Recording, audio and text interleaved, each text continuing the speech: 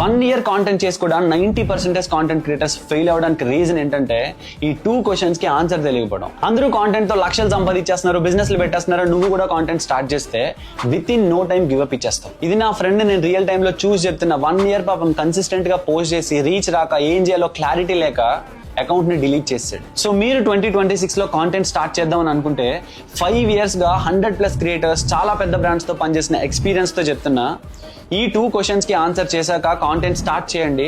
Success అవ్వకపోతే నన్ను వచ్చి అడగండి. Question number 1, why? అసలు నువ్వు కాంటెంట్ ఎందుకు స్టార్ట్ చేస్తున్నావు? నీకు జాబ్ కావాలా, బిజినెస్ లో గ్రోత్ కావాలా, లేకపోతే మూవీలో ఆపర్చునిటీ కావాలా, లేకపోతే మనీ కావాలా?